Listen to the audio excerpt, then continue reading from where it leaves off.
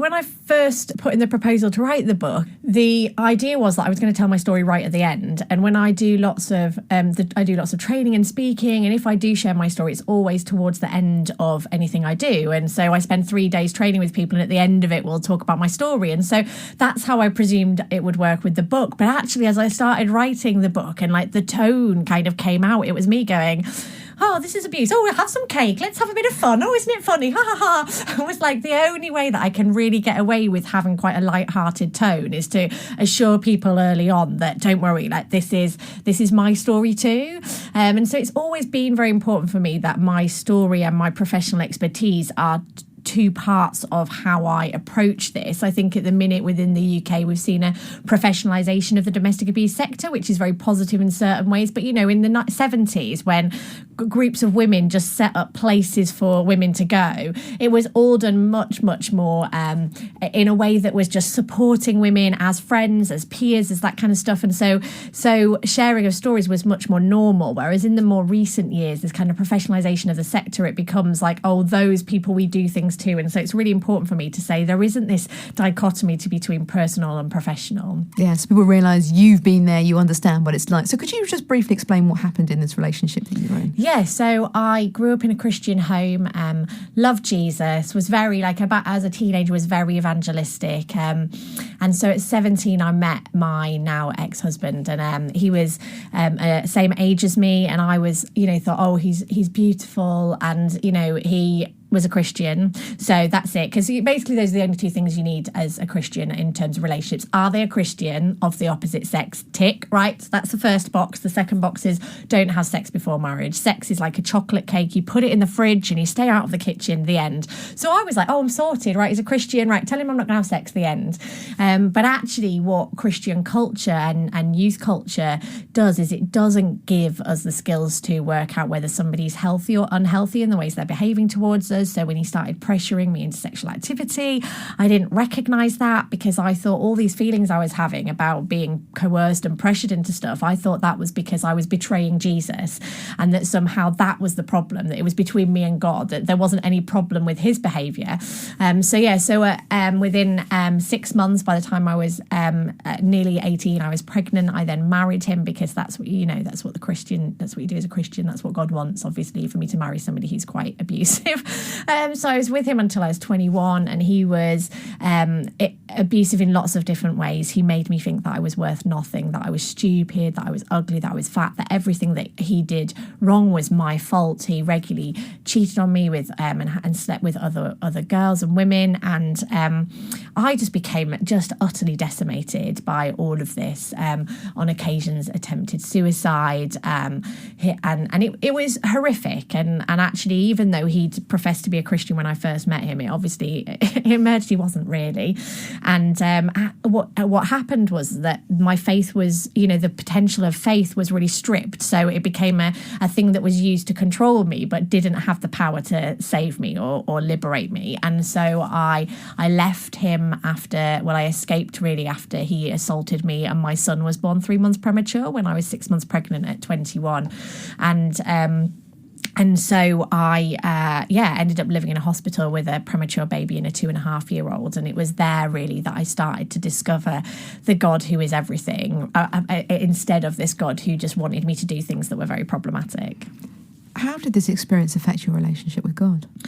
Well, I think I had to really reevaluate. There's lots of people who go through and are put through the sorts of stuff that I was put through, and where their faith and Christian culture or their, a different religion, really, it's not possible for them to maintain a relationship with God. And that's one of the most awful things that an abuser can do, is strip us of the ability to have a relationship with God. But for me, when I was living in a hospital with this premature baby and a toddler, God said to me, you need to stop praying for your son to live, and you need to pray for my will to be done, and you need to praise me the same this Sunday as if he's alive as next Sunday if he's died. And that was really hard because I I was being presented with a God who wasn't giving me hope, who wasn't like, don't worry, I'll magically solve all your problems like a fairy godmother.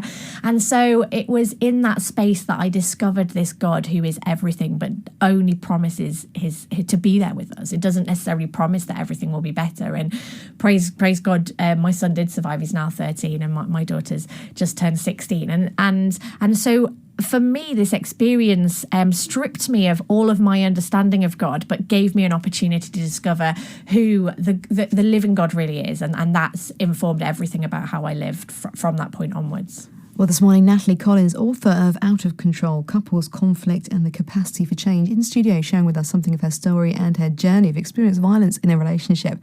And as we've been hearing, it does even happen in Christian homes. Just because we're followers of Jesus doesn't mean we're exempt from these situations. And so it's really important that today we are just lifting the lid on this and just identifying the fact that actually these things are happening to people in our church communities. What are we doing to support them? How are we responding? How are we taking people on a journey of perhaps healing? And how are we responding when we find out that people have been through these sorts of things? Natalie, during this journey in this relationship, did you tell anyone what was going on? Well, I think the thing is, there is this misconception that when we're being subjected to abuse by a partner, we label it abuse, that we self-identify abuse, that, a lot of the time when you get safeguarding training in church context or other contexts, it's somebody comes to you and tells you they're being abused. Now, that's just not the scenario that is realistic.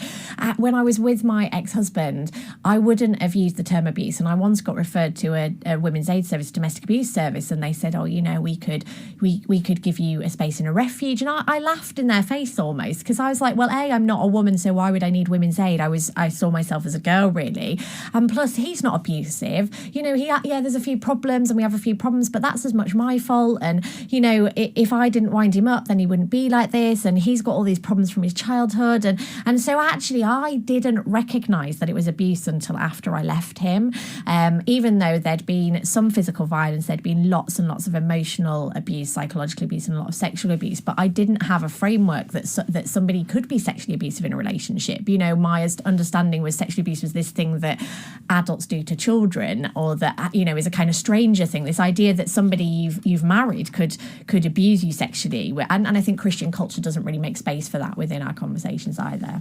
Well, we're going to continue to chat to Natalie this morning and find out about how we can understand whether there are signs to look out for in a relationship that might mean it is perhaps domestic violence that you are enduring, and also just help us to understand a bit more about how we as the church can respond to support people who are going through this difficult experience.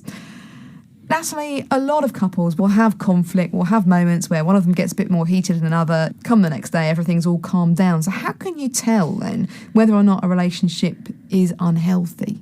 Yeah, so there's lots of different types of unhealthy relationships that are not abuse. So you can have codependent relationships. You can have somebody in a relationship with someone who's an alcoholic or who uses drugs or, gambling. There's all sorts of things that are unhealthy, but that doesn't necessarily make it abuse. So the difference between abuse and other relationship issues is that abuse is the fault of the abuser, and most relationship issues are. There's both parties have a part to play, but abuse is about one person holding the power, holding the control. Usually they will be motivated by beliefs of ownership and entitlement. I have the right to get what I want in this relationship. And often when we're in a relationship with somebody like that, if we find ourselves in a relationship with somebody where we're constantly thinking, why are they behaving like that? Why are they doing this to me? Why are they being cruel or saying really unkind things? Or why do they seem to not like my family or my friends and all of that kind of stuff? Why did they used to be so nice to me and now think they seem to be really hot and cold? What's going on there? So the question that we need to be asking, instead of why are they behaving like this, is how are they trying to take power from me in this interaction? And because essentially that's it, that's what's going on, that this person is trying to take power, is trying to control us. And so isolation is a huge one. So alienating us from family and friends, saying to our, making us doubt our friendship. So saying, how well do you know Natalie? And you say, oh yeah, I know Natalie really well. Why? And they go, oh, no reason, just wondered. And we're left thinking, well, what do they know? Or controlling our technology, who we get to speak to, wanting access to all our passwords, all of that kind of stuff. There's all sorts of ways that we can be controlled. We might not want to identify with being scared or fearful, because I think a lot of people think, oh, domestic abuse, somebody's abusive, they'll be scared. Actually, you'll often feel like, I just don't know what's going to happen next. Feel like I'm walking on eggshells, or like something just feels really uncomfortable all the time. And the idea that that's fear feels quite a big step, because we think fear is this really massive thing, but actually most of the time it's just this constant discomfort. And so if people are listening to that and they're thinking, yeah, actually that's what's going on, that's how my partner makes me feel, that's what my partner does. Or if people are listening and thinking, that's actually, I can identify some of that with one of my friends, or a family member that maybe since they've started a new relationship, we've seen our relationship with them deteriorate, our friendship go downhill. So it's those sorts of things that we need to be looking at. And it's a pattern of behaviour. It's not just a one-off argument. It's that these things come round again and again and again. Yeah, you very helpfully in the book describe some of these kind of traits by talking about them, like the isolator, the humiliator, all these different traits is really helpful in the book. One of the things you also do as well is you look at some of what signs are that means a relationship could be labelled as domestic violence. Can you give us some examples? Yeah, so I'd say it's the abuser that we'd identify as a domestic abuse. Actually, it's not, the relationship isn't the problem. I think we hear a lot now the term abusive relationship or violent relationship, and actually it's an abusive person, abusive partner. And so in terms of, I think when I do training, people often want a list of signs. They want to be like, oh, give me the 10 signs, the top 10 signs that somebody's being abused. And actually, it's really difficult to see what are the signs of an abuser, because, one man might say to his partner, you're not allowed to go out to work. You've got to look after the kids. I'll go out to work. I'll be the breadwinner and I control the money, and you're only allowed a little bit of money. Another abuser might say, you have to go out to work. You're not allowed to touch those kids. They're my kids. You're not going anywhere near them. You're not tainting them with with yourself. And so if you were to look at both the scenarios, which one do you say is abuse? Do you say it's the one that's being not allowed to go out to the work, or the one who's having to go out to work? Both of them are abuse. And so it's much more important that we're thinking much more broadly about what's going on and listening to, has somebody, are their relationships being undermined? Are they doubting themselves always? Are they communicating things about their discomfort with the relationship? And it might actually be that they don't know themselves. They don't have a language for it. So I think a lot of it, when we're supporting somebody, is doing the opposite that an abuser does. So where an abuser tries to isolate us, isolate their partner, our job as their friend or family is to continue to be present, to remain present, even if he makes us really uncomfortable when we go around to the house, even if he tries to drive a wedge, all of those things, saying, no, I'm going to stay present to this person. So instead of being isolated, we are continuing to be there. Where the abuser is saying, you're worthless, you're stupid, I don't know why you're trying at that college course, I don't know why you're doing that job because you're not very good at it. I was saying, you're a really brilliant person, you're so capable, you're so, look at all those ambitions you've had. So we need to try and increase their choices where the abuser is trying to reduce their choices. Well, some wise words this morning coming from Natalie Collins, author of a brand new book about domestic violence called Out of Control. We'll give details on how you can get hold of the book very shortly, but she's just unpacking this morning just some important things for us to think about in the area of domestic abuse. One of the things I was really struck by was how you talked about the correlation between women getting pregnant and abuse increasing. What did you uncover about that? Yeah, so actually research that came out last week says that between about 1 in 7 women is forced into pregnancy or into having an abortion by an abusive partner. So that's a huge issue. And in terms of the work I've done, when I've run programs for hundreds, if not thousands of women, and in the work that I did there, about 50% of women with children did not choose to have their children. And so a lot of the time we know that it's the data is very clear that when a woman is pregnant, her partner the likelihood of her partner being abusive increases.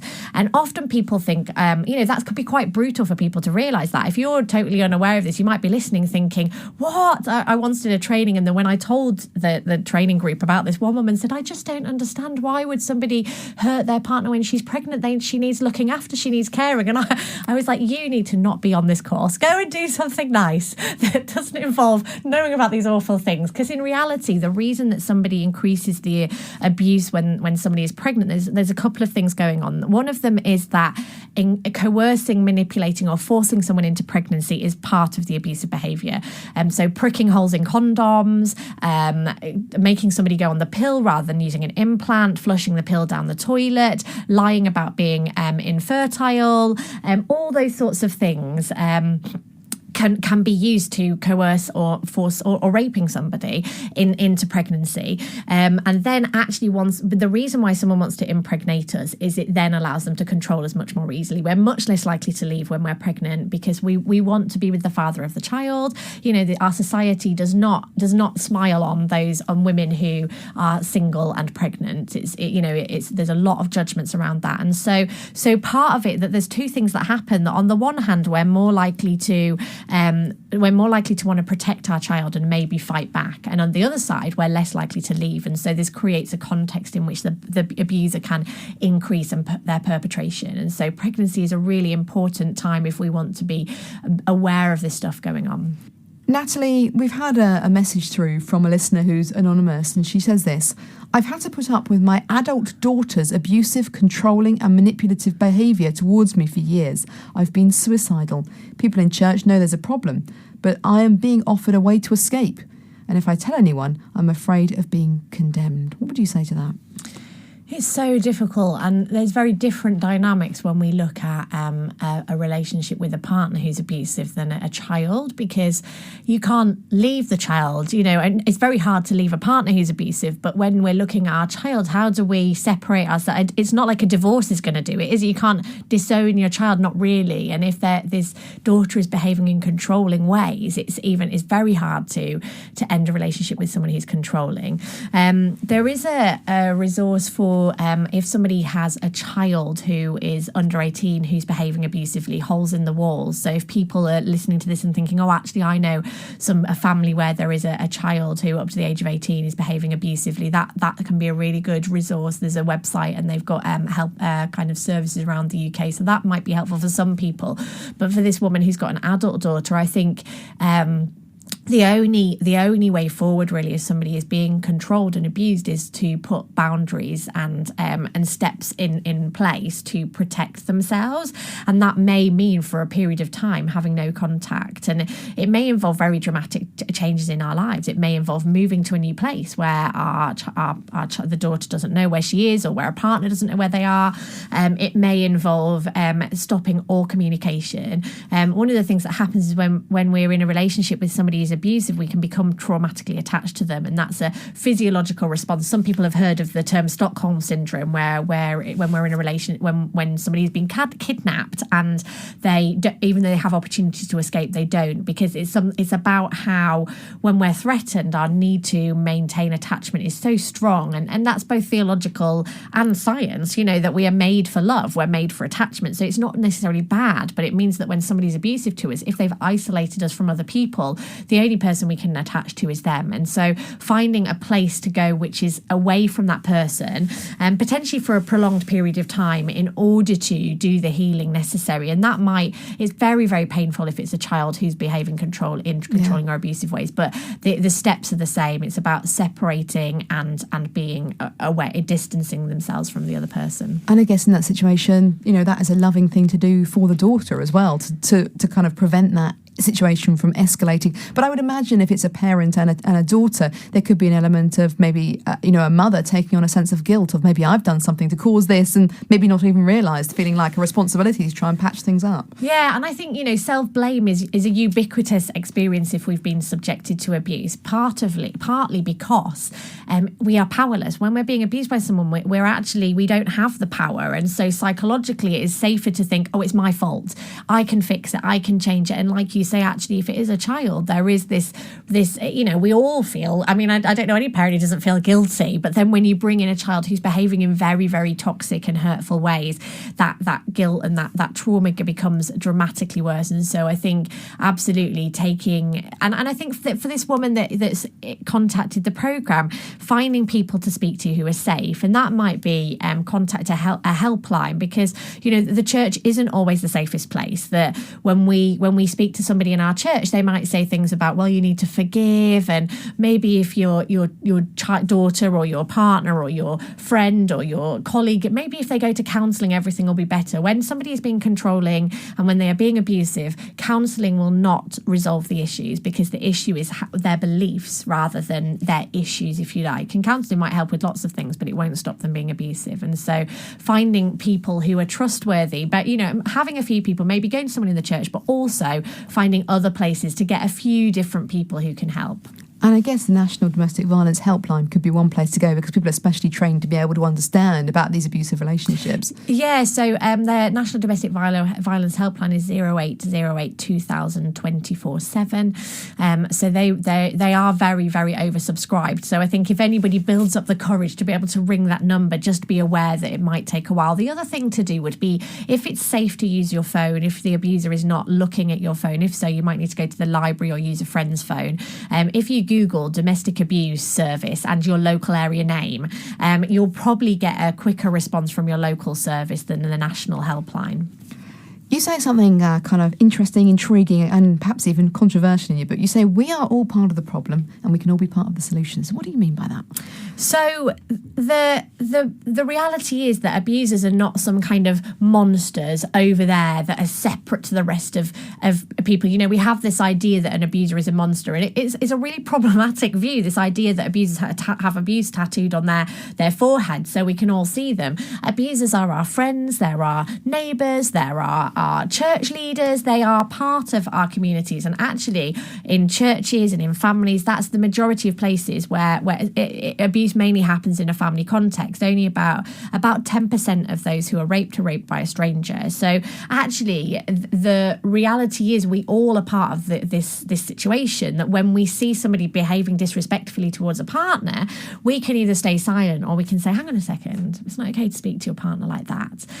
When we see stuff going on in the street, we can challenge it. It's also about how we raise our children. Are we raising boys to respect girls? Are we raising children to have consequences when they behave abusively? Or do we think, oh no, my little Johnny, he would never hurt a fly? And because children can be capable of very horrible behaviour, and if we're not holding them to account and challenging them and saying manipulation's not okay, bullying's not okay, and I define bullying very broadly as making someone do something they don't want to. However, that doesn't have to necessarily involve violence or threats. It can involve manipulation or coercion or making somebody feel bad about themselves or guilting them. And so that's why this is a societal problem. It's not just there's a few bad apples and that's it. And if we just lock them up, that'll be it. This is a societal problem. So we all need to be part of the solution.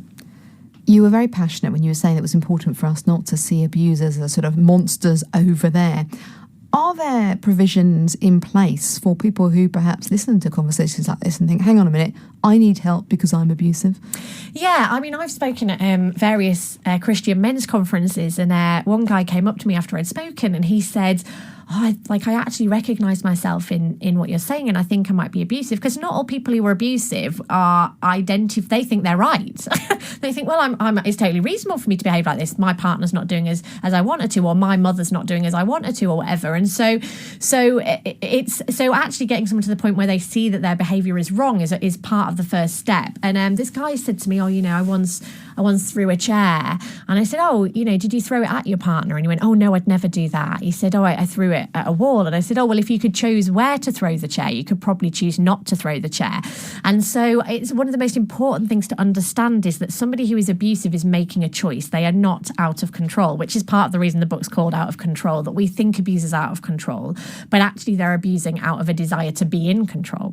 And so there is the Respect phone line, which is for people who are concerned about their behaviour and want to change.